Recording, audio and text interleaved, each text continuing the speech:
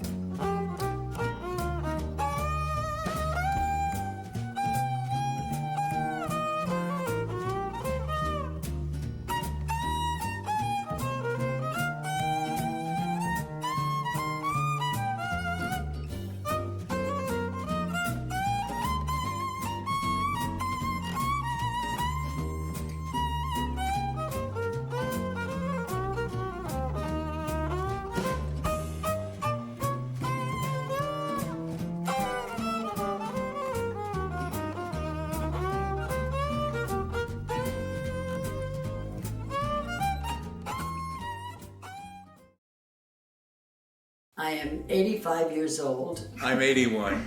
Going on 81. And I'm 92, don't tell anybody. I am 88 years old. You can tell the whole world, I don't care. It gets so that as you get older, you get applause for just walking upstairs. I used to lie about my age for years. Now I don't. I've been in show business since about 1960. I still work.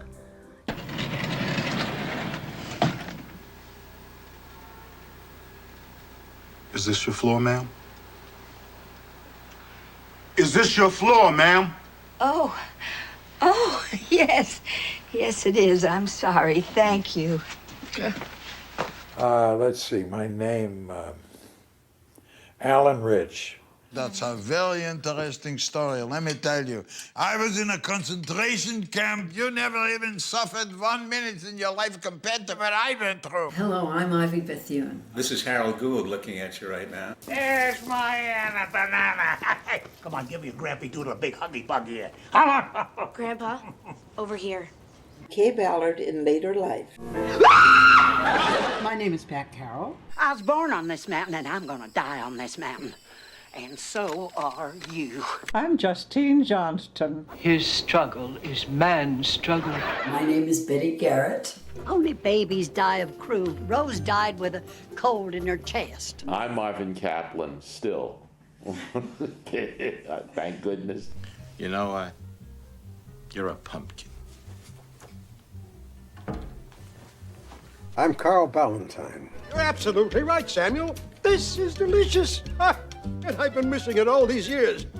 My name is Jane Keene, probably best known to the public as Trixie on The Honeymooners with Jackie Gleason and Art Carney. I played Art Carney's wife.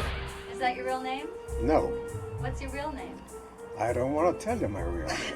Oh, great. Okay, thank you. Good night. Good night. And of course my name wasn't Connie Sawyer because William Morris changed it when I got to New York many years ago. But my real name's Rosie Cohen. I thought it was a good name because I saw it on a bottle of whiskey once. Ballantine. Sounded show businessy. My real name is Caterina Gloria Bolotta. Benjamin Norman Schultz will not fly. You'll have to change your name. It started as Raisa Isakovna Viktorovich. While it was a dance hall, I was dancing with the ingenue. And as we passed the bandstand, I said to her, and I have to change my name. And the band leader looked down and said, hey, how would you like my old name?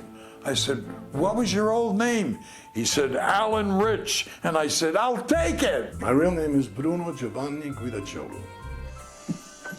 Mr. Lift, we understand you take Professor Donner's course at Valley College. Yeah, creative writing.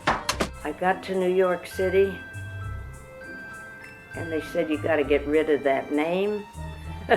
You got to get rid of that act. I started out with Gloria Kaye. I thought, oh, that's a good showbiz name. Then I went to Kaye Ballard. Oh, I sing ballads.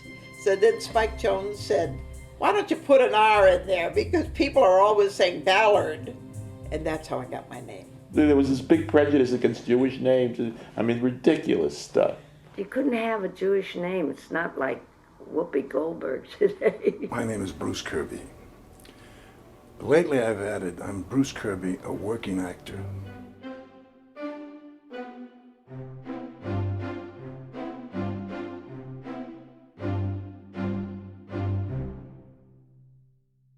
Whatever it is you do in life, what keeps you going?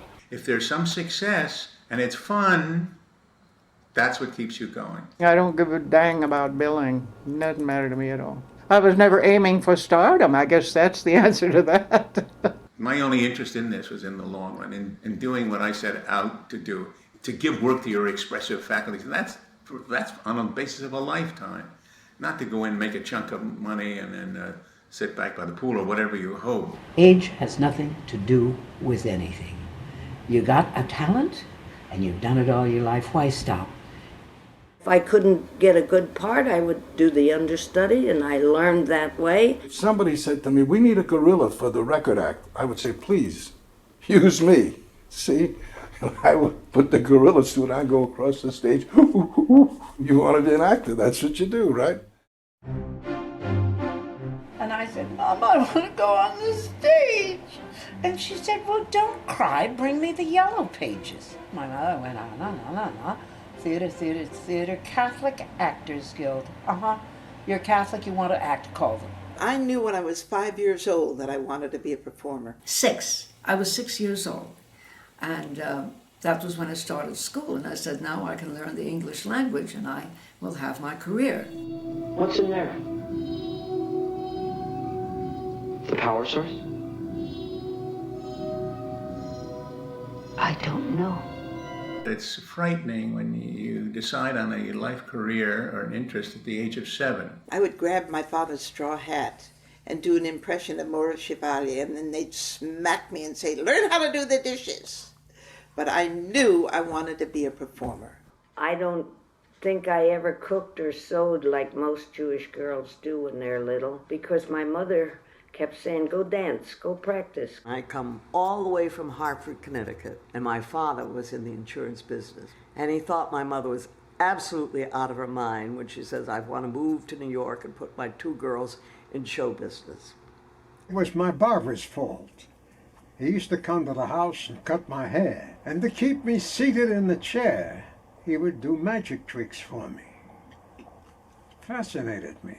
I liked it. Ever since I was a child, I wanted to act, that's all. I was gung-ho for the theater. I'd go around the kitchen and do the dishes like Betty Davis. I would always impersonate people. After 5 or 6 months of this, I start doing the tricks. And I start doing them better than him. And that was the end. I never cut my hair again. In the local library, I had read probably every book there, including all the books about aviation. I had a great curiosity as a kid. And I stumbled into the drama section where I'd never been. And I picked out a book, and I started to read it. And it was a form I'd never read either. It was a play. And there was a little Cockney maid in it. And I wanted to be that maid. I wrote plays at camp when I was 10 years old and 11 years old. I had a teacher who read Julius Caesar to the class when I was like 10, and her name was Miss Steigman. And the kids catcalled and laughed and so forth. After the class, I asked her if she would read the play to me after school, and she did. And when I was a kid, my mother took me on the ferry to see Fanny Bryce at the Curran Theater. And I became like the poor man's Fanny Bryce because I did everything in dialect. And within 3 months, I had read everything in the local library having to do with the theater, biographies, histories. I read all of Eugene O'Neill the summer I was 13. Thank God I didn't understand most of it.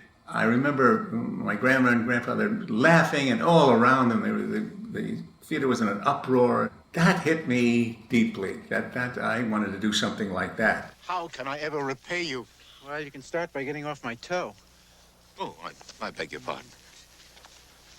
I was too fat to be a stripper. I was a rotten waitress. I think Sinatra wrecked my life.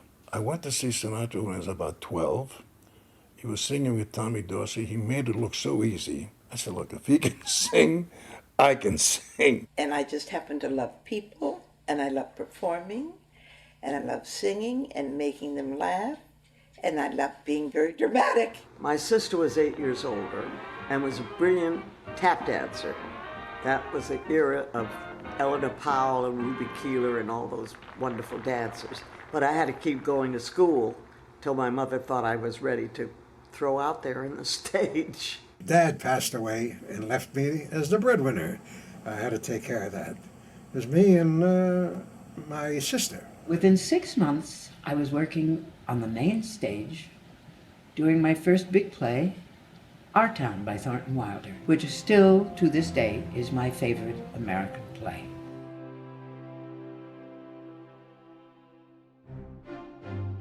Went to New York in late August of 1950. Being in New York was so exciting. I was scared to death. But don't let fear ever stop you from doing what your heart tells you you must do. When I was 17 years old, right out of high school, my wonderful mother gave up a perfectly good job in Seattle, Washington, and took me to New York because I had a scholarship at the neighborhood playhouse. I mean, it was a very courageous thing to do. She just gave up a job, had no chance of a job in New York. I left teaching, my last teaching position at the University of California in Riverside. Then after 3 or 4 years, I'd always wanted to be an actor, and we found ourselves this close to Hollywood. So with my wife's help and the children's agreement, we're very tiny at the time, I got an old clunker car and drove in to Hollywood, took a room in some attic there, and started to, read for plays. My play was accepted by Yale, but I wasn't. And I wouldn't let them do the play without me. I decided to go to SC. I went there to be a writer, to be a radio writer. I took the drama courses, and I was very lucky. I had a man named William DeMille, who was head of the department, who was Cecil B. DeMille's older brother and Agnes DeMille's father. Pretty terrific stuff. I just read around for everything. Here I was, 36, 37, when I came into the business to do that, and I read around every small theater. I was able to audition and get parts at a percentage I think I've not realized since. Mr. DeMille saw my play and laughed. He thought it was very funny, and he directed me in a number of shows. And there I acted by mistake because there still weren't too many men who wanted to act. And then after a year out here in Hollywood, it looked as if I could work. In the summer times, I worked up in the Borscht circuit as a singer, dancer, and if you didn't make much money then, you made like $75 for the whole summer. I didn't want to come to Hollywood. I wanted to go find theater. So I took 2 years to go across country, and I think I played every joint and every vaudeville, cheap vaudeville house, and I sang and I danced, and I thought I was great. When I got to Pittsburgh, I worked in this nightclub. There was a guy, Gil Lamb, and he said, "You got talent. I'm going to call the William Morris office." And they sent a guy out, and they said, "We're going to take you into New York and groom you." Well, I was so excited, I couldn't see straight. So I started doing some comedy. I'm back for the first, sir. Only the beginning, only the beginning. I put an act together. In those days there was a depression going on, and I got a following, and people would come into the nightclub to see me. That's how I got started. Mabel Albertson had me read for Moliere's Doctor in Spite of Himself, and I read it with a Brooklyn accent. And she gave me the part. Katharine Hepburn saw the show 14 weeks afterwards. And Hepburn came up to me afterwards and she said, "You're Marvin Kaplan, aren't you?" And I said, "Yes, I am." She said, "You've done a lot of work, haven't you?" And I said, "No, this is my first job." And There was something about her. She was so beautiful. She wore no makeup. She was about 40 years old then, and gorgeous, lovely. I came to rehearsal, and I was dressed like a schlump, and I see on the bulletin board I should go to report to MGM. And I was trying to get a job there as a page. I thought it was that they had called for me. It wasn't that. I turned over the card. It was a different extension. It was George Cukor's office. And I had an interview at 3 o'clock. It's now 1 o'clock. I went to Mr. Cukor's office. It was in the Irving Thalberg building. And I came there, and he said, Katharine Hepburn is your agent. And I said, oh, she said, she recommended you for this part of a very monotonous reporter, a trial reporter who reads back this very emotional testimony in a very dull, flat voice. I said, I have a dull, flat voice. I didn't get his last. You said sit down something. No matter. May I have it for the record, please? Sit down. Pinky. That's how I started. It was all due to Hepburn. I was a replacement in the pajama game, Mabel in the pajama game. And I could dance. I was always a good dancer, too. And Mabel dances in that, and she does a high kick at the end, you know, so. I worked all the theaters on Broadway. At that time, there were variety theaters. The Paramount, the Strand, Low State, the Roxy. I played them all with the act. And I did it for 20 years. I played the RKO Theater with Bill Robinson. I played the Roxy with Carl Ballantine. I was with Spike Jones and his orchestra for a year and a half at the height of his success. I thought that's what show business was going to be like. You were Never singing. an empty seat until I left the organization and went into musical comedy and nightclubs, and then I realized show business very easy. Then somebody said, why don't you try for the movies? Well, I did. I tried. There was no interest. Were your parents supportive of you going into show business? Not at all. They said, you can't act, you're too ugly, too homely for this business. And they both were theater people in Europe. They hated it. You got to be a lawyer or a doctor.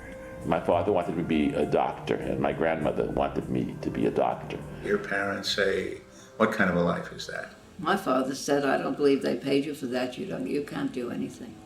No, the support was never there. That was my first big check from Father Murphy. And he said, I don't know why they're paying you. You don't do anything. They thought I was a fool. They thought I was an enigma. They never understood me, never. I never would have seen the whole world without show business, without my mother pushing me on there. She was Mama Rose. That's why when I did Gypsy, I could just identify with my mother. She was Rose. No matter what I did, my mother would come backstage and say, that was lovely, dear. You know, you need somebody like that in your life that always thinks you're wonderful. She loved me as what I was doing. She says, well, if you're not going to be a liar or a doctor, be whatever you are. And I was very happy I could pay the rent. When they closed, he said, so now you have to go out and get a job, you bum. Didn't say that you're a bum when you're not working, but that was the implication. My mother was proud. She didn't know how to tell me, but she was proud. I went with my sister while she was auditioning for a show. I was just there to give her a little moral support. And the producer came back and he said, what do you do? And I said, oh, I sing. Well, you know, at 17, you have all the courage in the world. So I got up there and sang without a piano, and who cared? And I got the job. Betty was disappointed. It started a little sibling rivalry. However, she got over it. Take back your number. I number. What could be given? I menu. I number. Is that all I'm doing? I got more bucks now. I honor. I don't like my part. I like drums and clapping like the jumping jack. I started out at Priscilla Beach Theater on June 17th of 1947. And I want to tell you that was the happiest 10 weeks of my life. We ate, breathed, drank, slept theater all day long. We did nothing but rehearse, play. We were in a play at night, we would work in the daytime, we'd be rehearsing a play for next week. You got no sleep, who cared? You were doing what you loved doing. It was the most wonderful experience I think I've ever had. I knew I wanted to go into radio at first so nobody would see my face. I was 17, and I was a maid in George and Margaret. That's a British play, and I was just the maid. My first job in 1943 in a play on Broadway called I'll Take the High Road, which wanted hither and yon but nowhere. Directed by Sanford Meisner, by the way. My first job was a Václav Havel play called The Increased Difficulty of Concentration, long title. And Havel, as you know, became the president of Czechoslovakia and is a wonderful playwright. And so we did that, and wow, I got terrific reviews. My first real job in the theater was with Orson Welles' Mercury Theater. I was down there in the bowels of the theater, underneath the stage, doing noises like people running, and down with Danton, up with Robespierre, and so come dance the Carmagnole, and wait for the gun, and wait for the gun, you know, all kinds of street noises and screaming. My first professional job was when I was in high school, the Moose Club in Ashtabula, Ohio. Isn't that thrilling? Played a sailor, and I had one line. Really one line. And it was all the other guys, the sailors, are saying, well, how wonderful or terrific, you know. And I said, I want to blow my bugle. During the war, I sang Thumbs Up and V for Victory. That was the Second World War, not to be confused with the First. What do you want to know now? How I survived? All the actors I knew had worked as waiters. They all had jobs. They all had side jobs. No, I never had to do anything else. Show business was my life. I was in the brokerage business. I was a bookkeeper at Warner Brothers. I was the worst bookkeeper they ever had. I never earned a penny not being in show business. I took a job at UCLA to fill in between. I did some teaching there. I taught in the system for 9 years as a substitute teacher. When the show went off. The show went off in 56. This is after you had a TV series, you went and became a substitute. That's right. I became a teacher. Well, we don't have to stay here and be insulted. Come on, Gladys, let's go get some coffee. Well, I'm sure Mrs. Bronson didn't... Alfred! Where are you going? To the kitchen. Where else would you get coffee? We don't get paid anymore. The only ones who get paid are the stars. You never really make a living in this business. You just kind of go from job to job. When the curtain drops and you have to go home and worry about the kids and the bills, whatever it is, and open the mail, oh man, how come this hasn't been paid? Anyway, did we put enough in the bank to cover it? No, oh my God. So, see, that's life. I had to borrow money like everybody else. Oh, you borrowed money? Borrowed money, yes. And I finally paid it back. Oh, I was worried about money all my life, from babyhood. Bad times? Oh yeah, sure. What I wonder about now is, not the hard times, but what made me think I could be an actor? You know, that's what you say to yourself. What made me think I could do that? I just love what I'm doing. Give me a band and my baby, and an orchestration for the syncopation with a real sensational beat. I loved everything I did. Grab one. Just any kind? Any one you want. Okay, you want to put it, do Take a look at it. Put it back in the pack. Got it? Now it'd be absolutely impossible for me to find that card in that pack, right? Maybe. Absolutely. Believe me, it would be. Take my word for it. Whatever I do, I love it. Whether it's a little part, a big part. You're up, Toots.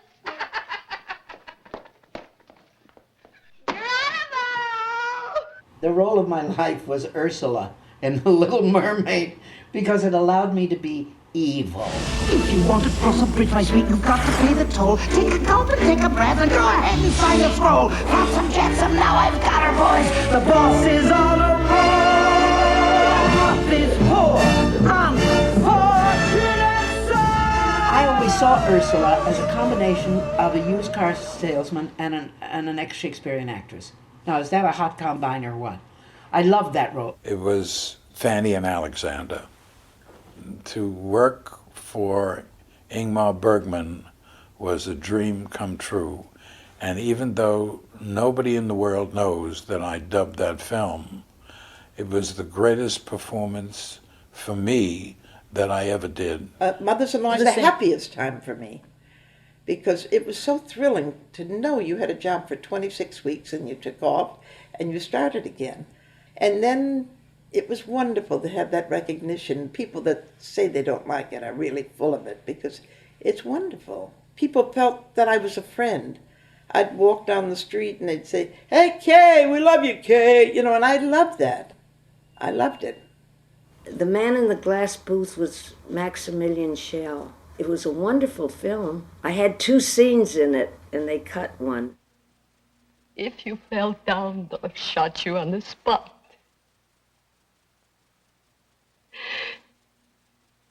If you did not,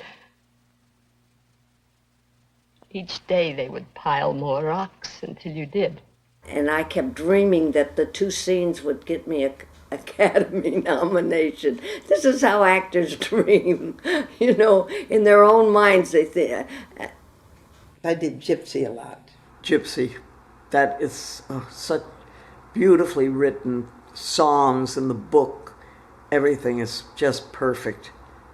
Anybody that's handed that role, it was tough. Gypsy was truly my favorite show, and the easiest show in the world to do if you have any kind of an ability. Really. It's the most well-written show in the world. Vocally, that's the only time that Merman ever missed a performance. Her throat, every song was like an opening or a closing song. There was no rest period. You know, you couldn't coast on any one number. And when you got to Rose's turn, wow, that was so exciting. Merman, no matter what they thought, greatness. Absolute greatness. I came to New York and I found out the one you call your daddy ain't your pa. But I tell you, just 2 years ago, I did something that I enjoyed more than anything I've ever done. Palm Springs Follies. It was such fun, and that show is unbelievable. Everybody is over 60, and they're wonderful. There was a cute little redhead that did walkovers and flip-flops and heel stretches. She was 85. Somehow Father Murphy was very, very special. I think because it was Michael Landon. And I did the pilot with this one yes line practically, but I didn't think I was going to get anything special out of it or that I would be in any other sequence. And I went in with a little thimble, a little tiny dressy thimble for the casting woman as a thank you. And I started up the stairs, and Mike Landon was coming out of his office at the top of the stairs. And it was just so unbelievable because he looked down, put his arms out, and said, "Congratulations, you're a regular." How old were you when you got that part? Oh, I was already 62. And how old were you when you came to LA? I was 45. The name Follies has such a sparkle around it, you know. It's so great that you're proud to say you were in Follies. What did you do in Follies? What was your song? One more kiss before we part. One more kiss and farewell. Never shall we meet again. Just a kiss and then we break the spell.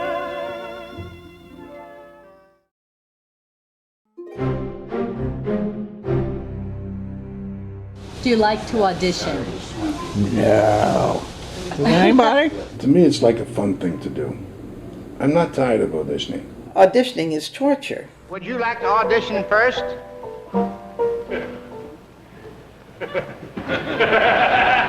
Audition?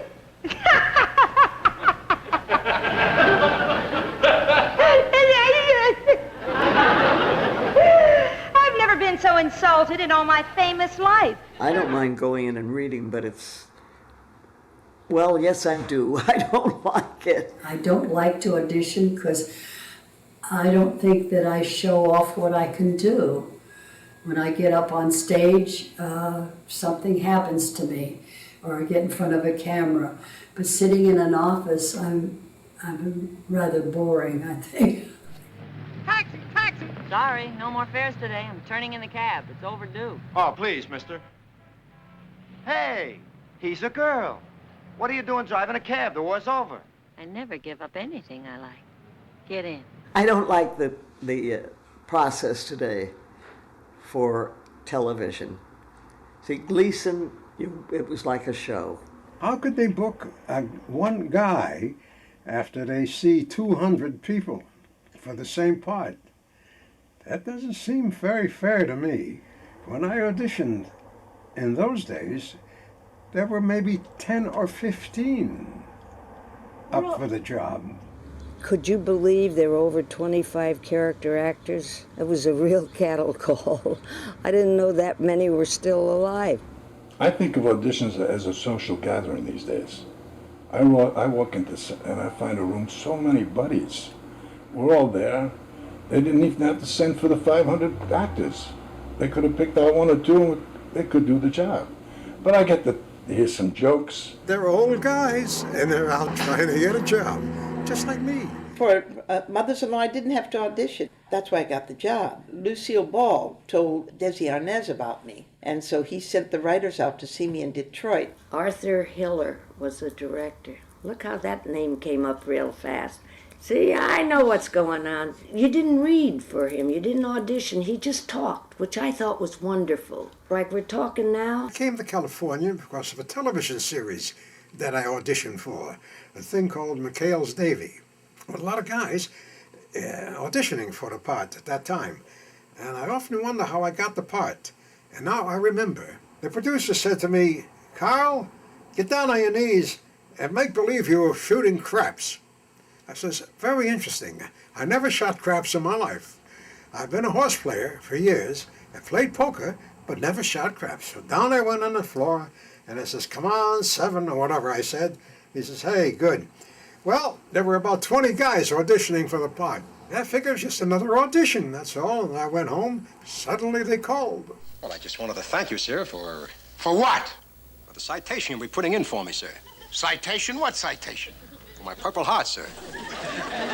Purple Heart? I was wounded when the torpedo hit the laundry barrel, sir. Got it in the finger.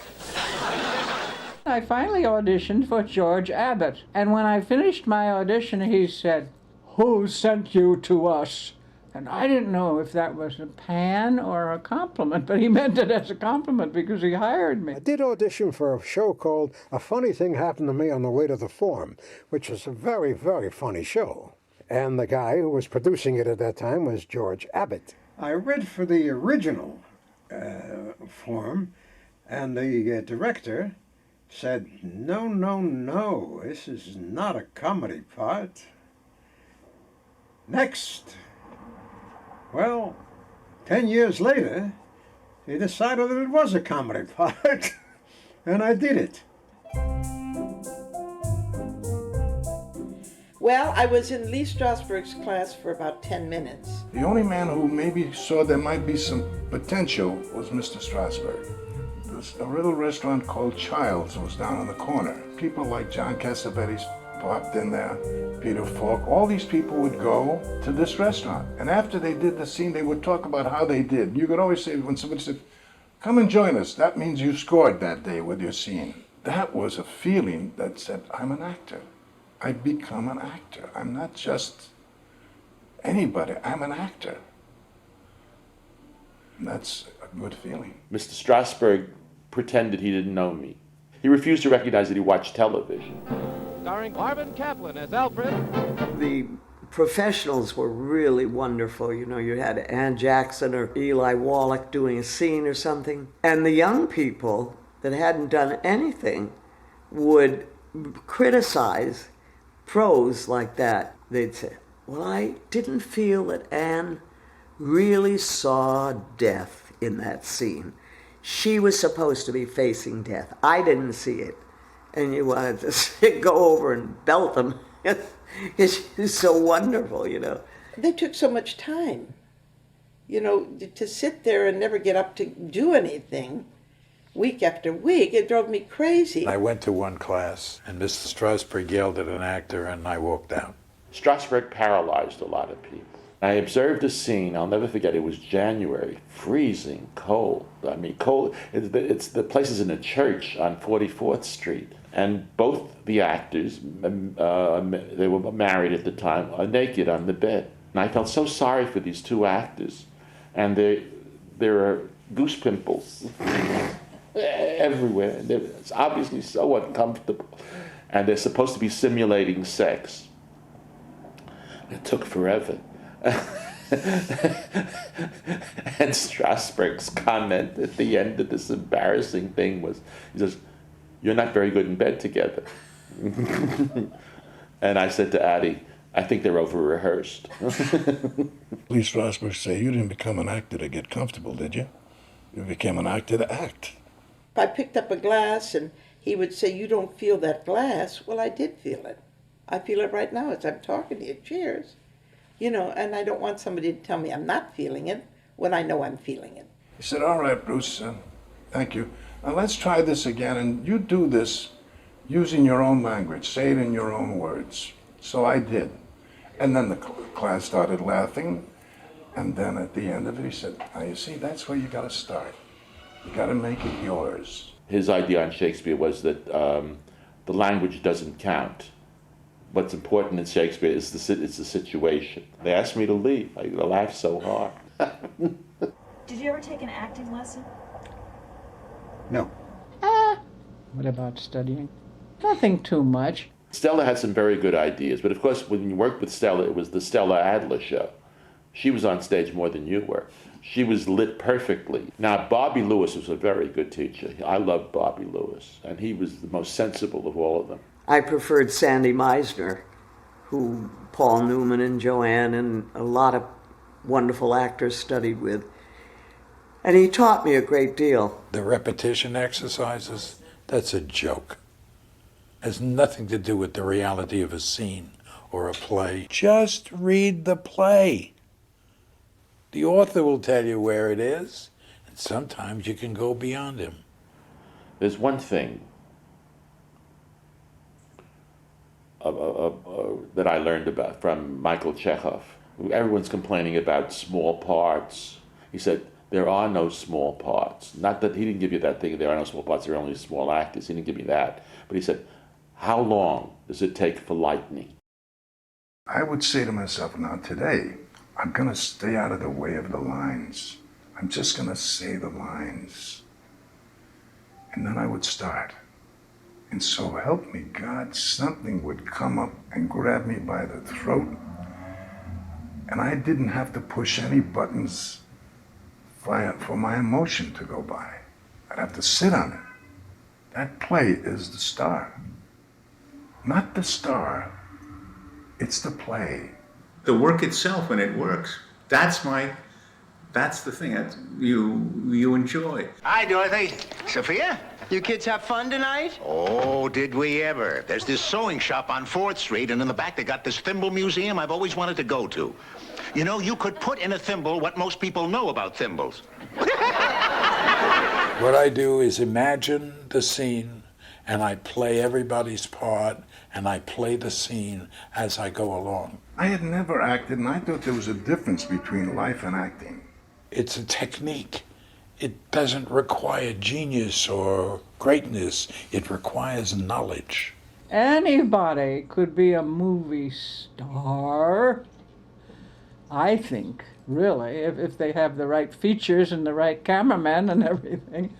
But I don't think it requires any depth, is what I'm really saying.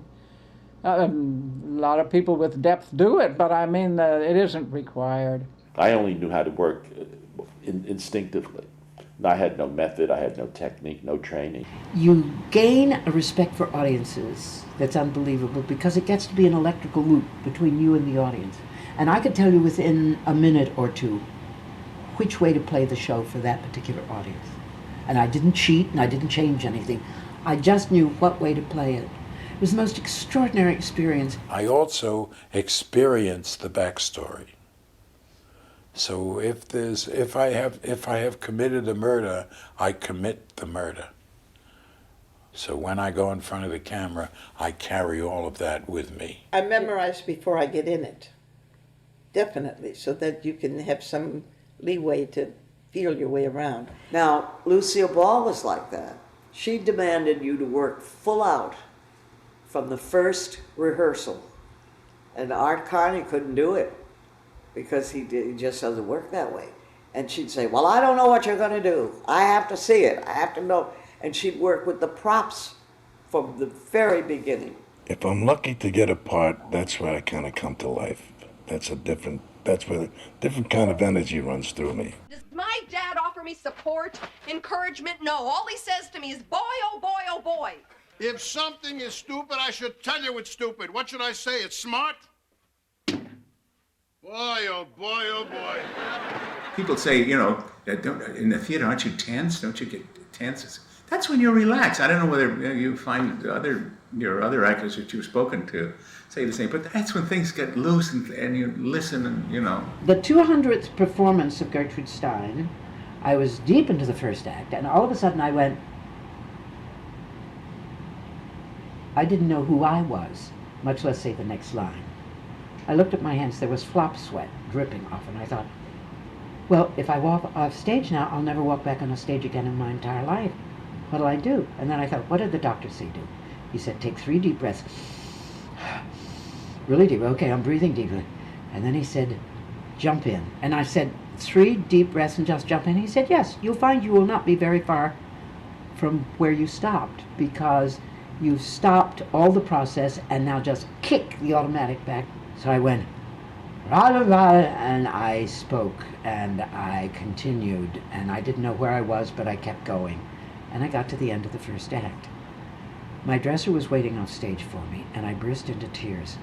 And I went down to my dressing room, and the producer came in and stood in the doorway and said, well, Pat, I hear we went up. And I said, yes, I went up, and I do the second act, and I can't go up there again, and I can't do it. I can't do it. And she said, don't just stop crying. She said, I'll tell you what I'll do. I will go up at the top of Act 2, and I will announce to the audience you have taken ill, and they can all go to the box office and get their money back, and you will pay for it. I said, I remember the words. It always is, and it always most certainly is an inconvenience being evicted. I know, and we were. Alice did not like it, Alice Stokely, and she said so. She said, who are you to be telling us that our home today is to be someone else's home tomorrow? And he said, I am the landlord, madam, that is who I am. And he was, and he is, and we are evicted. And that, as they say, is that. You go through phases that you don't know that the people on the other side, like the director, knows as little as you do. Here's another incident of how stupid, well, I hate to say this, how stupid producers and managers are. Now, I played every theater on Broadway. Now he's trying to book me in a Radio City music hall. What does the guy say at the Radio City? Hey, can't book him. They can't see what he's doing. I said, they don't have to see what I'm doing. You pay me for what I say. There it is, cleverly done. Together. Whoops, wrong room. Always want to do good for my probation officer. Okay, you played around with the stuff back there. Well, they always ask you what you've done. And you feel ridiculous because, first of all, they're so young, they don't do their homework. They don't know. Sometimes you want to slap them. They're so ignorant. They always say the same thing to you. Don't you think I know what I'm doing? If he's that defensive, he doesn't know what he's doing. I read for this very dramatic role, and I read it cold, pretty cold. And she said, that was very good, Mr. Kaplan. Tell me, have you ever tried comedy? And I said, no, but that's a good idea. I'll think about it. Oh, you're doing Tuesdays with Morey. Yeah. What part do you play? Lloyd Bridges and Dorothy Bridges are our closest friends, and Lloyd said to me once, I've got to change agents. My agent's not doing anything for me. So I said to this agent, how would you like to handle one of the best actors in town? And he said, who? And I said, Lloyd Bridges. And he said, his eyes are too close together. It was very early on, and Cassie says, well, we'd like it for this part, but your eyebrows jumping off a lot. I think it might probably do too much with your eyebrows. And I said, that's probably so. I don't know. Mr. Gardenia was my husband prior to Mr. Parks. I'm sorry, I didn't hear that. You speak up. I was married to him before I was married to him. I see. Can't say that I blame you for not speaking up. Shelley Winters went, and, you know, she always goes like a bag lady. And she sat there, and he said, what have you done? And she opened the bag, and she took out her Emmy, her Tony, and her Oscar, 2 Oscars, and said, now you tell me what you've done.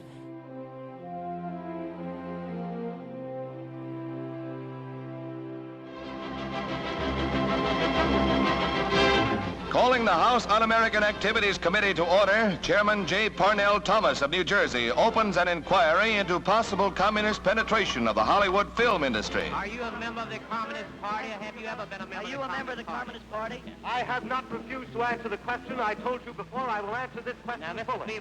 Your purpose is to use this to disrupt the motion picture industry, to invade the right not only of me, but of the producers to their thoughts, to their opinions. It was 1953, and I had a leading role in Studio One. Monday morning, I went in, and Bill Nichols, the casting director at NBC, says, Alan, would you come up to my office, please? And I did, and he said, Alan, we've decided to go another way.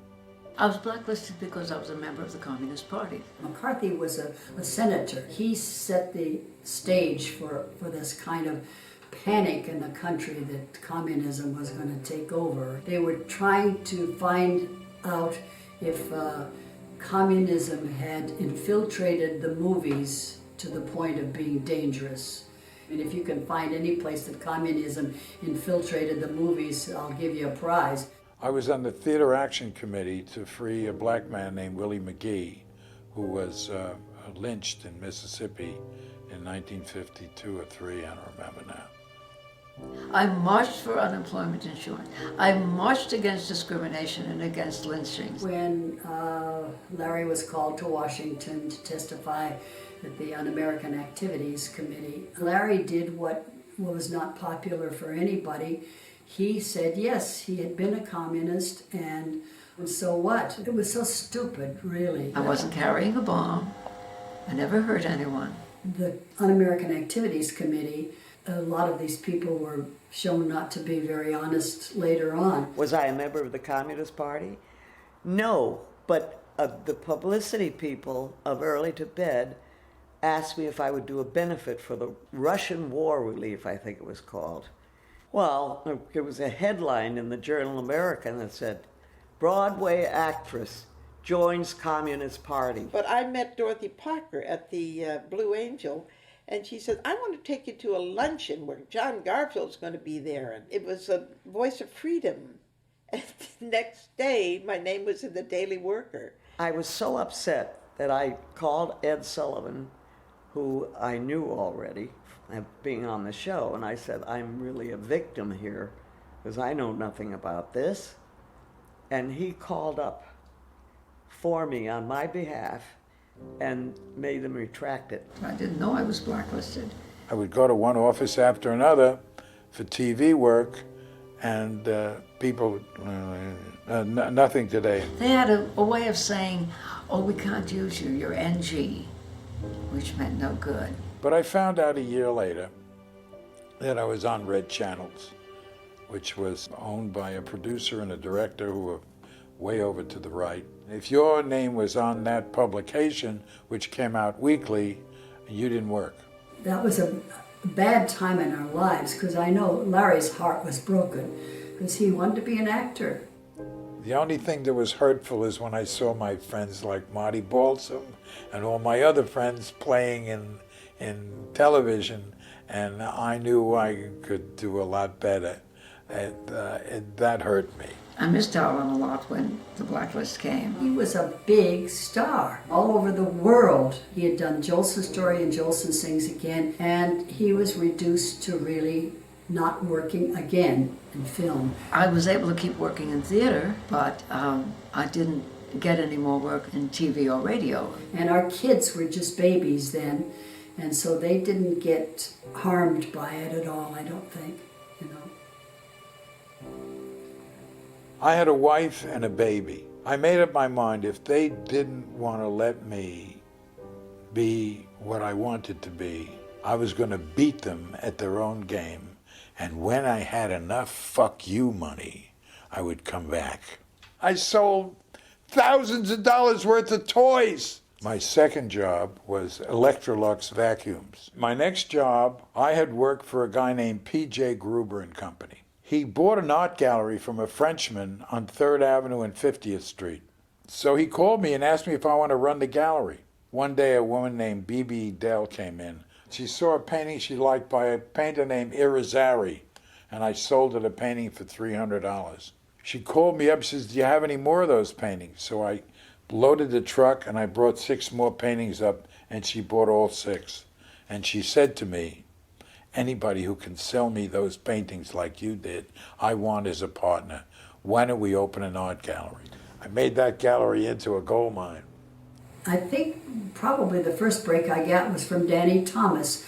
I went in one day to a rehearsal hall and Danny was there and he said, what are you doing? And I said, not much. And he didn't ask me any questions, but I think he knew what was going on. Next thing I know, I was on his show. And that kind of broke the Blacklist for me. I'd come in 57 with a tour of Rhinoceros, and I thought, well, fine, I got my bearings and I would be back. Came back in 63. And by that time here, it was waning a little. And for some reason, didn't follow me that much. And I was able to do, the first show was the Hitchcock Hour. And went from there. Maybe I've developed calluses, some kind of emotional calluses. I did 10 pilots out here and none of them sold. How do you handle rejection? Not well. I've been rejected all my life. You know, I grew up working dumps and dives with pimps and whores and to be an actress and get rejected, that was nothing. You just have to get over it. In the middle of my act, I'm doing Two Gun Cohen from the Barbecue. That's way back, you know. And some guy came in, it was a gangster place, and he shot the guy at the bar. And the boss kept saying, keep singing, kid, keep singing. So, you know, if I didn't get a part, it didn't upset me. I'd been through a lot before then. If you go too crazy and say, this part is mine, and then it doesn't happen. No, you kind of, I mean, I've seen, when I walk in, I say, what, all the heavyweights here, what the hell am I doing here? You know, but I say, if I don't get it, I don't get it. What am I going to do? Come on, a guy gets killed at a bar, the 10 pilots, that's nothing to watching a guy die at a bar. You have to be strong in this business. That's most important. Of course, I liked what I was doing, naturally. You have to like what you're doing in show business. Oh, you know something? I don't ever remember being discouraged. It seems to me it was so exciting. I just loved every minute of it. You must never get that serious about being rejected because something better will come along. In this business, you learn through trial and error the things that will help you and the things that are negative. One of my worst times,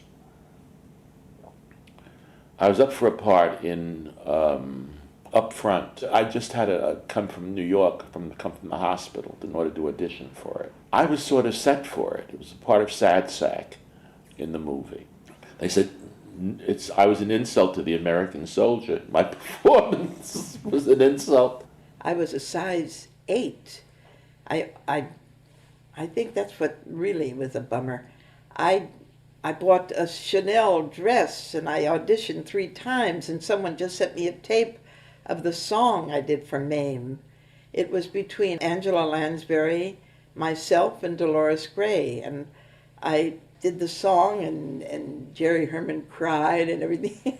And the producer told my agent, you know, Kaye doesn't look like she came from #1 Beekman Place. And so therefore, I didn't have a shot at it. I was up for Annie Get Your Gun, which I would have loved to have done, but I always felt I was sort of done out of it by the agents because the studio wanted me to sign another 7-year contract and I wouldn't do it.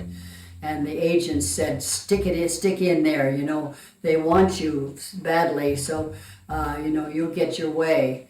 And I didn't get my way because it happened that the agents also handled Betty Hutton, and Betty Hutton got the job. And Funny Girl, I originated the idea of Funny Girl. I did the album in 1954 and sent it to Ray Stark. And he said, oh no, it'll never be done. No, The Life of Fanny Brice will never be done. And if it is done, it will be done by Kay Kendall. And I thought, but when I saw Barbra Streisand and I Can Get It For You Wholesale, it just left my mind. I said, that's Fanny Brice. Now this was a good one. This was a spin-off on Anatomy, that wonderful Grey's show, Anatomy. Grey's Anatomy. And it was the lead, a grandma. And I know they're going to get a name for the lead. This always happens. I get these calls, and then you usually go and there's only 2 ladies instead of over 25, because what we are, if they can't get a name, we're what they call the backup. There's nothing else I want to do, so therefore I go back. I'm like the dog at the table that thinks next bite's theirs. Nothing else interested me, really. And the ticking? What about the ticking? Comes with it. It's a question of what kind you want. What kind did they have? You want striped? What is ticking? You don't know what to. It's the cloth that covers the mattress and the box spring. Oh, I must have ticking. Yeah, oh yes. You know, you do the best you can, and you don't quit. I never quit anyway. A man owes a car 20, 30 years, all of a sudden it's a classic. My question is, why doesn't this concept apply to people? I'm 77. Doesn't that make me a classic? Am I not a classic? You're a classic ball breaker. I'll quote Vincent van Gogh. He said, the thing is to produce and keep producing. And someday you will produce something more valuable than yourself. They've often asked me, how did you hang in there all these years? Well, I can't say I was lucky, but in a way, I was. I never got depressed. I just keep trying. I believed. Of course, I'm depressed at the moment, thinking, what am I going to do next? I guess every actor goes through that, thinking their last job is their last job. Oh, the actual depression of no jobs and no money, that depression I went through. Along about the 70s, I wasn't getting many phone calls. And I think every performer in this profession knows that feeling. Hello? The phone isn't ringing. Oh, what's the matter here? I haven't changed. You know, where are all the calls? Hello, agent! Hello, everybody. So about this time, my marriage broke up. I had to have knee surgery. You want to talk about, you know, poor old Job. I thought if I break out in boils, I'm quitting. After the pilots and they didn't sell, I decided that I better do something about my life. By now I'm alone, my children have grown, and I'm divorced. I was responsible for my career, not an agent, not directors, not producers. I was responsible. And I just knew that this is what I wanted to do, and so I just kept going. But I began to think, now wait a minute, I'm at a real down period here in my life. Am I just going to sit here and go, no! So I said, you're going to do something on your own. Make it like a big audition or something. Let people know you're still alive, you're kicking, okay? I had some bad times for about 10 years. That's a long time. But eventually I got a good job, and that was a series, which everybody wants today, a television series. That's the only way you can work steady. And I worked steady for about 5 years on that series. I began thinking of a one-woman show. Not very expensive. And I thought, well, who will I do a one-woman show about?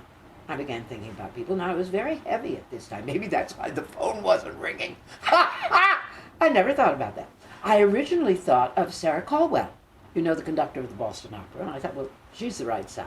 And then I thought about Gertrude Stein. I thought, well, she's very definitely the right size. And in 1979, we began rehearsals. We played 18 months in New York and took it 4 years on the road. Thank you, dear God, thank you. I always told Elaine that I would come back. When I made enough money in the gallery, I called a lovely lady. Her name was Betty Geffen. And I called up Betty and I said, Betty, would you like to manage me?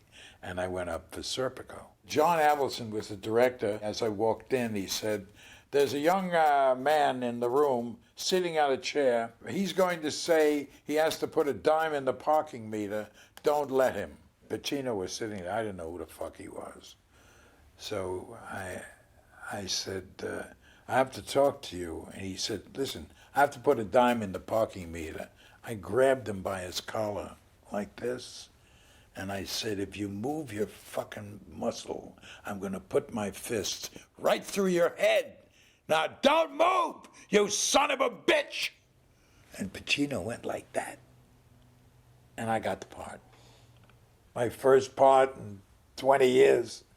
I get a call from Shirley Rich. Alan, I'm terribly sorry. Marty Bregman fired John Avildsen and hired Sidney Lumet. And Sidney is using all his own people. And I looked up Sidney Lumet Productions, and I walked in, and there was, you know, one of these swinging gates with a secretary behind it. And I said, I want to see Mr. Lumet. She says, he's busy. I said, not too busy. And I went through the gate, stood on his chair over his desk while he was on the telephone, and I said, hang up the fucking telephone. My name is Alan Rich, and I went through the whole goddamn thing. I said I was blacklisted for 20 years, and I want that fucking part. And Lumet looked up and said, you got it. Mrs. Chris' question, I don't believe is material or relevant to the present inquiry, although I want to make it answer clear that question, sir. that Officer Serpico cannot be considered derelict of his duty in any way or guilty of any infraction of the law. Quite the contrary. The district attorney is not prepared to say any more at this time. My first movie job was after I had been 10 years in New York, being on the stage, and I was in Call Me Mister, which I starred in. Louis B. Mayer came to see it and signed me to an MGM contract. Well, without a doubt, was Mothers-in-Law. Maestro. How much garlic are you putting in there? I told you this was a secret recipe. Because when you're on television, well, right now people think I'm dead. And if I see them and they haven't seen me on television for the last 20 years, they say, are you still in the business? Then I get up and I do a time step and I say, yes. I replaced Jane Mansfield on Broadway in Will Success Spoil Rock Hunter? Was going to do a play called The House of Blue Leaves by John Guare, which has subsequently become very, very famous. And we did the premiere, and we won the New York Critics Prize for Best Play, and that was a great play. I never really felt right for it. I think that was probably a big lift. The Mary Tyler Moore people came to see the show out here, and Mary and Val and that whole production team. I was Rhoda's father. How can I forget it? Every time I get into the airport, people would call out, hey, Rhoda's father. When I did Call Me Mister, there was a young man in the publicity department, and that was Norman Lear. And so when Norman was doing All in the Family, I was up for the part along with Seda Thompson. They went with Seda because Seda had just won a Tony. Seda didn't work out, so Norman let her go, and then I was next in line. So that was how I got All in the Family. And then it was sort of one step, right into Laverne and Shirley then, when there was an opening there. Pacino was nominated for an Academy Award, and I'm home that night with Elaine. She's watching the Academy Awards. And all of a sudden I look at my wife and she's going like this in front of the television.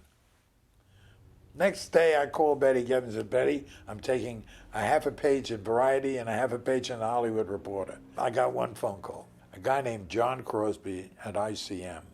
He calls me right in, sits me down. He says, you know, there's not much I can do for you. Hey, how old are you? 50 years old. Not much. I said, listen, Mr. Crosby, I can do anything John Barrymore can do. Anything Claude Rains can do, anything Eddie Robinson can do. And Crosby picks up the phone, flips the thing and says, get me Joe D'Augusta on the phone at Universal. He was casting Beretta at the time. They send me upstairs to the director, I read, and by the time I get to the hotel, Crosby calls, you got a Beretta. I never stopped working. The hardest job I ever had, really, was Molly, a show that I was starring in.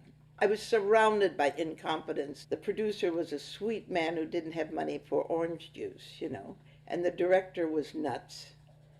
He was one of the new style directors that they would do games before they would start, you know, let's call out numbers, let's get to know each other, and, you know, real bullshit.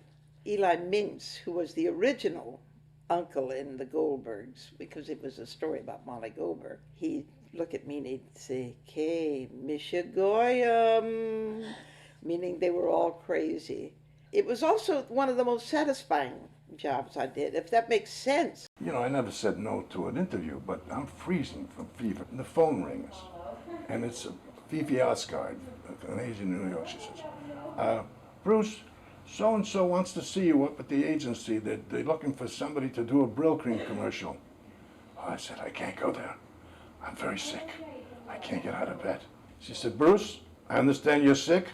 I said, yes, I am. I'm not feeling too good. I have fever and shakes and everything. I'm sorry I can't come to see you today. Cut the bullshit. Get out of that bed and grab a cab and come up here. And I don't want to hear from nothing. You just do that. So I go in and I get the job. Go figure the game out. It's a tough racket. Thelma Ritter told me she never watched Rushes because she'd get so discouraged afterwards. She wouldn't be able to work. Some people are that sensitive, you know, they can't watch themselves on the screen. When you see yourself on the screen the first time, it's a terrible shock. And after a while, I got used to myself. Then they showed the preview of Adam's Rib. And I went to the Egyptian and saw it with a friend of mine. I just wanted to tear my part of the screen off the screen. I thought I was such an amateur compared to Hepburn and Judy Holliday and those marvelous people. And yet the audience laughed. They liked it. At MGM, I was put into an office, and a little guy was talking to me. It was the guy at the head of MGM, Louis B. Mayer. He says to me, why are they sending you in here? They told me what you do. And I said, yeah, I do a comedy act. And he says, listen, if we ever get a part for a guy that throws stuff all over the stage, we'll call you. And I walked out, and I said, now I know about show business. I learned the big trick. They'll only buy what they see. He wanted everybody to call him Uncle Louie, and he was big, dominating man who cried crocodile tears at the drop of a hat. He called me into his office once and lectured to me for an hour and a half about I don't know what. It just railed on. And everything he said, he demonstrated, like he said, it's not enough to have it in your head. And he poked me in the head. He said, you got to have it in your heart. And he poked me in the heart. I mean, he's outrageous, man, just outrageous. But he knew how to run a studio, and people loved him and hated him at the same time. I did the Ed Sullivan Show many times. He never knew what I did. To this very day, he didn't know what kind of an act I did or what I did. I was working at the El Rancho Vegas when the Rat Pack were at the Sands and shooting Ocean's 11 in the daytime. And they would come to see my show, and then I'd go to see theirs. So I hung out with them a lot. I mean, we would be up till 5 in the morning after our shows and go to the Silver Slipper or someplace like that. And you go out, and it was daylight, And you'd feel so raunchy. When I read Crash, I said, this is a wonderful thing. This has got a lot of humanity in it. It's wonderful. And then when it came time to do it, I got a call from Bobby, and he said, we'd like you to play the father. And I had a certain thing in mind to do as my character. And I tried it, and it didn't work. I went to Paul Haggis. I said, just to say one thing that you need from me. He said, well, just when the scene starts and you get up, be kind of like a tough guy. Not like you're sick and not like you're anything but a tough guy. I said, okay, thank you. And that kind of started the journey in the scene. Pop, you okay? If I could piss, I'd be okay. And you say to yourself, what a crazy business. Martha Graham had a way of teaching that was very almost mystical. One time she stopped rehearsal and Martha said, I would just want to know why Betty Garrett, who was the worst dancer in this group, looks better doing that step than any of you. I'll tell you why. Because she loves it. I was in a play with Claude Rains for 7 months on Broadway, and I was in the top cell playing Prisoner 202, and I watched Claude every single night when he held on to the bars of his prison and said, as a boy, I used to study the stars. And every time he said it, I cried. Larry Parks and I, my husband who starred in the Jolson story, he and I loved working together. Some married couples don't enjoy it, but we just had such a ball when we would come off the stage from a scene where there was just line, laugh, and we'd come off and go like this, so hey, wasn't that fun? I was Pat Carroll, Seal Cabot. I was so fortunate, really, to grow up with a group of people that were just class. I got a job, a 3-day job on a picture at MGM. It was with Clark Gable, and I made a terrible mistake. I was wandering around, and I wandered into his dressing room. He had false teeth. And he's this American sex symbol. My sister would die to say hello to him.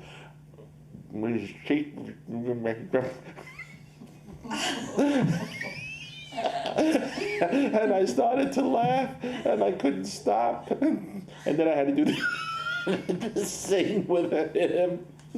He hated me. I happen to love today's comedy. I love Saturday Night Live. I love everyone on it. And I think they should do a show about Saturday night still alive. Did a movie with Debbie Reynolds. Now there's a girl who loves to act. You can't get her off the stage. Get her on, she can be on there for hours. She was not a terribly nice person, I'm sorry to say. This man had worked in the orchestra with her the whole time we were out of town and everything. He was slow on her entrance music one time. And, oh, he's not going to be here tomorrow. And the audience laughed like she was making a joke, but she fired him that night. Oh, yes. Yeah, she's a head chopper off her. Jerry Lewis still owes me a dress suit. We worked outdoor theaters, and it's pouring rain, and somewhere in Colorado, there's 30,000 people out there watching us. It's Carl, he says, you got to get out there and warm this audience up. I went out there, did my act, soaked the suit. He says, don't worry, I'll get you a new suit. Well, that was 25 years ago. I'm still waiting for it. Working with Woody Allen, we did Love and Death. We were in Paris, and they had to make this forest of snow and cold, and they had to have the fire companies come in and put foam all over the trees and so forth. It's like 5:30, 6 o'clock in the morning, and we're huddled over a little fire on the stove, and Woody's got a blanket at his glasses, and we're kind of holding a cup of coffee. And he looks at me, and he says, "Tough dollar, huh?" I had worked with Jackie Gleason in vaudeville. He was a wonderful actor, and so was Art Carney. You poor fool. Here, look at this. Just look at this. Norton sent this to Alice. What? What are you laughing at? Don't you realize the seriousness of this? I love you, I love you, I love you, I love you, I love you. What are you doing with my wife? They both could do dramatic parts just as well as the funny stuff. True artists can do that. Lucy was afraid to do that because she was offered Sweet Bird of Youth. I was in the dressing room when Pan Berman called her, and she's, oh no, nobody would, my public wouldn't believe me in that part. I got to audition for a play going around with Gloria Swanson called A Goose for the Gander. Well, I had never seen Gloria Swanson. She was a bit before my time, though rumors may say otherwise. And when Miss Swanson came in, she was wearing a conical hat with a coif under her neck, and she was entirely in red, white, and blue. I thought, that is the most glamorous person I've ever seen in my life. I was playing a telegram girl. One night I went up in my lines, and Miss Swanson saved me. She threw me the line. And I went to her afterwards to thank her. She never spoke to us directly. She'd always call the stage manager over like he was an interpreter. And she said, Mr. So-and-so, would you kindly tell Miss Carroll I thank her for her thanks, but tell her to check up on her lines before she goes on stage tomorrow night.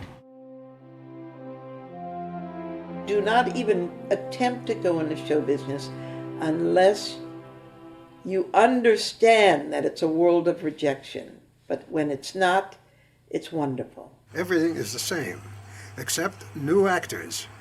And where do the new actors come from? From relatives. Now there are three categories of actors. The first category is a very tiny category. It's the children of the stars. The doors are open for them. Then there's the second category, like my friend Milton Berle. His mother pushed him. She wanted to be an actor, and she was going to make sure that he was going to become a star at 5 years old. As a matter of fact, Milton told me a story about his mother. He said she went on this audition, and she said this guy is looking at actors, and he says audition time. So she went up there, and she walked in with Milton, and the guy said, Mrs. Burrow, we're looking for dogs. She said, bark, Milton, bark! It's a chancy business, chancier than ever now. In the business of show business, who do you know? That'll get you in quicker than, hey, what a great act you are. That'll do it faster. Because, you know, you don't have to be a great actor to work steady. I found that out. Although I'm not speaking for myself. You have to keep working at something. You know, you have to work at your trade, but you also have to pay the bills. Give yourself a time limit. If nothing happens, say in 5 years or something, you should look somewhere else. Keep going, don't stop. Why stop doing what you love doing? Just keep going. No, young man, no. I am not a hero. No, I did what I had to do because it was the right thing to do.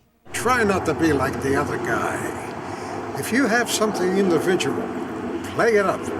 Eventually they'll say, hey, that's pretty good. And they will catch on. Get yourself hooked up with some kind of group or workshop or something where you're working all the time on your craft. Do as many plays as you can, as many shows as you can, wherever, off Broadway, on the moon, any place. Read. Read everything you can lay your hands on, mainly Shakespeare. And keep learning something. That, for everybody. I don't care if it's in the theatrical profession, in life. When you stop learning, you stop living.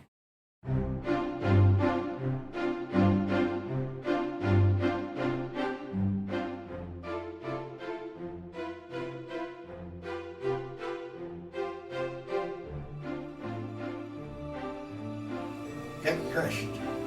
Get dressed. How's it look? Good. Ladies and gentlemen, Mr. Ballantine.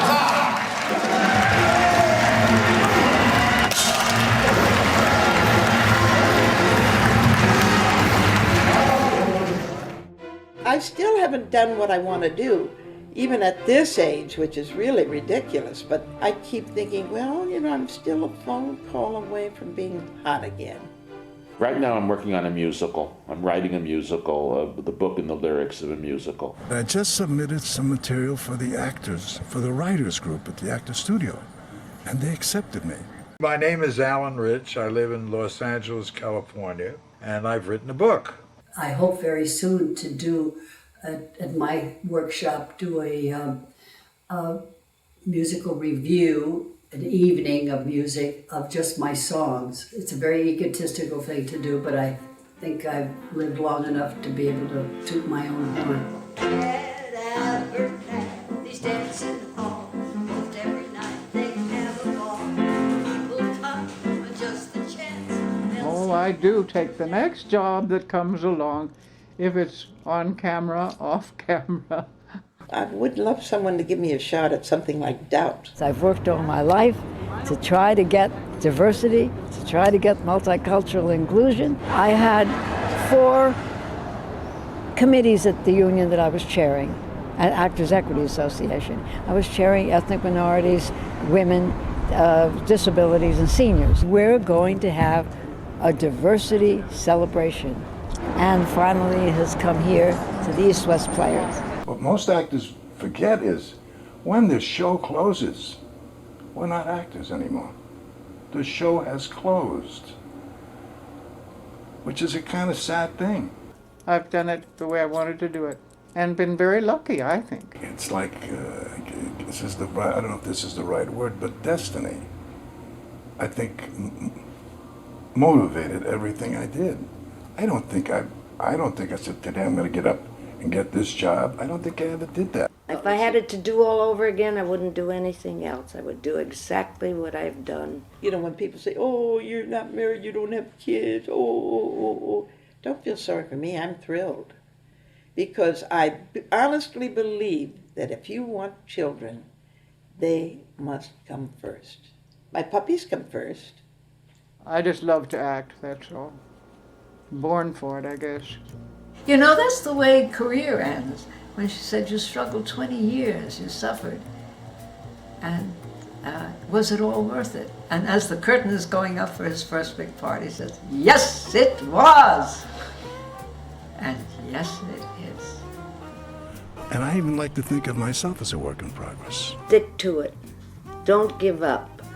And if they tell you the business is hard, sure it's hard. But if this is what you want to do, you just stick to it and you just stay in it and keep doing.